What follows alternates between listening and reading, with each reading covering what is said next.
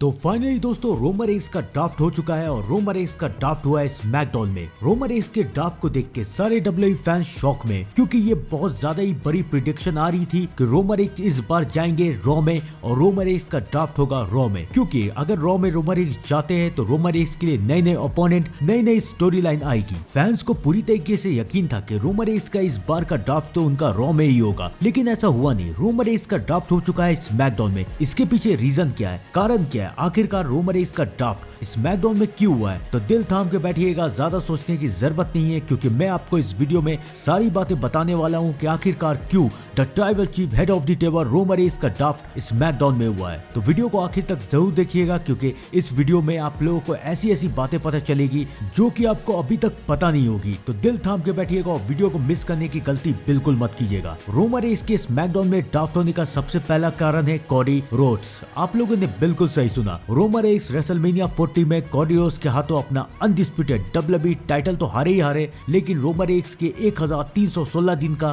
Title Reigns का record भी टूट गया। तो अब रोमन रेंस जब अपना नया टाइटल रेंस शुरू करेंगे तो चांसेस ज्यादा यही है कि रोमन रेंस कोडी रोड्स को हरा के ही अपने टाइटल रेंस की शुरुआत करे, क्योंकि कहानी जहां से शुरू हुई है वहीं पर खत्म भी होनी चाहिए। या फिर दूसरा रीजन है रोमन रेंस के स्मैकडाउन में ड्राफ्ट होने का, और उस दूसरे रीजन का नाम है the final boss, the people champ, the rock. अब द रॉक रोमन रेंस का रीजन कैसे बन सकते हैं मैं आपको बताता हूं। रॉक ने ये कह दिया है कि वो कोडी रोड्स के लिए रिटर्न आने वाले हैं, वो कोडी रोड्स को चैलेंज करेंगे, और रॉक जरूर कोडी रोड्स के लिए रिटर्न आएंगे, कोडी रोड्स को चैलेंज भी करेंगे, और समरस्लैम 2024 में होगा the rock versus Cody Rhodes का मैच। और इस मैच में सबसे ज्यादा चांस यही है कि द रॉक कोडी रोड्स को हरा के अनडिस्प्यूटेड डब्ल्यूडब्ल्यूई चैंपियन बन जाए, और फिर यहाँ से रिटर्न आएंगे रोमन रेंस, और रोमन रेंस और द रॉक का फ्यूड शुरू होगा। क्योंकि द रॉक ब्लड लाइन के न्यू ट्राइबल चीफ बन चुके हैं, तो उनका सामना रोमन रेंस से होना तो बनता है। तो रोमन रेंस रॉक के लिए रिटर्न आएंगे, रॉक और रोमन रेंस का सामना होगा, और इनका फ्यूड रेसलमेनिया 41 तक जा सकता है। तब रॉक के लिए तो रोमन रेंस का ड्राफ्ट स्मैकडाउन में बनता ही है, तो इसलिए रोमन रेंस का ड्राफ्ट स्मैकडाउन में हुआ है। रोमन रेंस का नेक्स्ट रीजन ये है कि रोमन रेंस का ड्राफ्ट स्मैकडाउन में हुआ है, उस नेक्स्ट रीजन का भी नाम है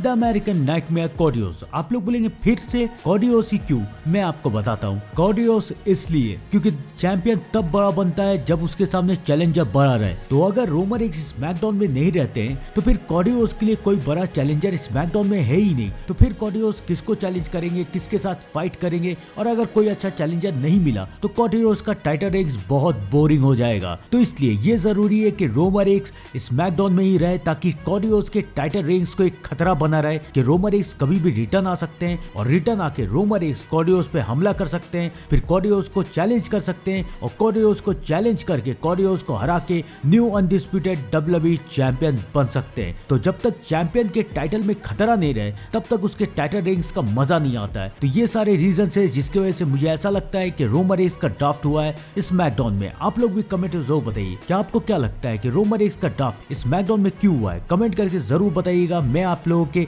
सारे कमेंट पढ़ता हूँ, तो कमेंट करना मत भूलिएगा। तो दोस्तों वीडियो को लाइक कीजिएगा, शेयर कीजिएगा, और चैनल को अगर अभी तक सब्सक्राइब नहीं किया तो चैनल को भी सब्सक्राइब कीजिएगा। और मैं मिलता हूँ आपसे थोड़ी देर में डब्ल्यूडब्ल्यूई के एक नए अपडेट के साथ। तब तक के लिए thank you and good bye.